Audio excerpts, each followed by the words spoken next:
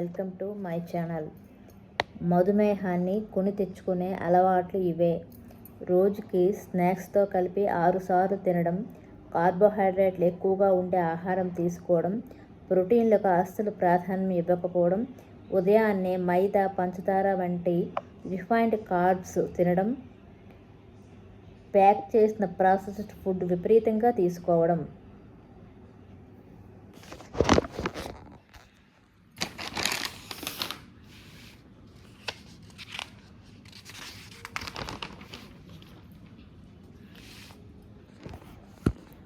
కోపాన్ని అదుపులో ఉంచుకుంటేనే. కోపం క్షణకాలం మాత్రమే ఉంటుంది, కానీ దానివల్ల జరిగే నష్టాలు, పరిణామాలు చాలా కాలం వెంటాడుతాయి. అసలైన శక్తివంతులు అంటే ఎప్పుడూ కోప్పడినవారు కాదు, కోపాన్ని అదుపులో ఉంచుకోగలవారు. కోపం వల్ల నష్టం జరిగే చోట ఓర్పు, మౌనం మాత్రమే విజయాన్ని అందిస్తాయి.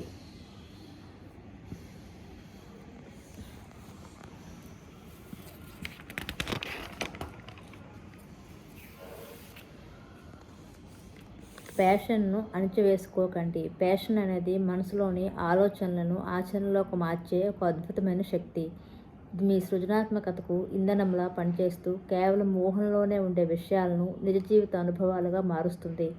అందుకే ప్యాషన్ను ఎప్పుడూ అణచివేసుకోకండి.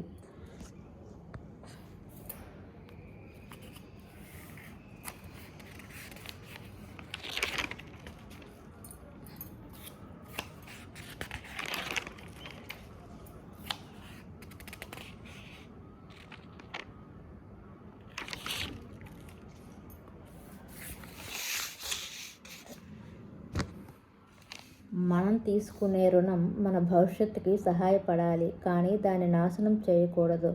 అప్పుగా తీసుకున్న డబ్బు కాలక్రమేణా మీ జేబులోకి మరింత సొమ్మును తెచ్చిపెడితే అలాంటి అప్పు చేయడం మంచిదే. కానీ కేవలం విలువ తగ్గిపోయే విలాసవంతమైన వస్తువుల కోసం అప్పులు చేస్తే నేటి తాత్కాలిక ఆనందం కోసం రేపటి జీవితాన్ని తాకట్టు పెడుతున్నట్లే. భవిష్యత్తును నిర్మించుకోవడానికి మాత్రమే రుణాన్ని ఉపయోగించండి.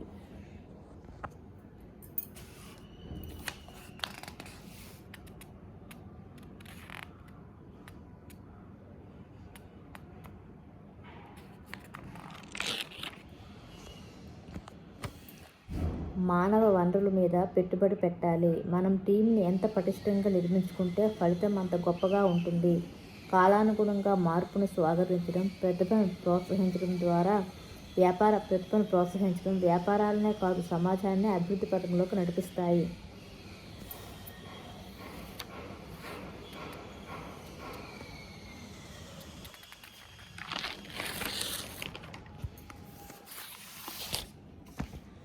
ఇదే మీ పెంపకానికి అసలైన నిదర్శనం.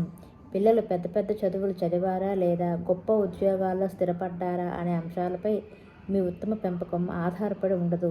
వారి జీవితంలో ఏ స్థాయికి చేరారనే దానికంటే ఎలాంటి వ్యక్తులుగా మారారు, ఇతరులతో ఎంత మర్యాదగా, ప్రేమగా ప్రవర్తిస్తున్నారనేదే మీ పెంపకానికి అసలైన నిదర్శనం. Adam grant, parenting coaching. If you like my channel, please like and subscribe my channel.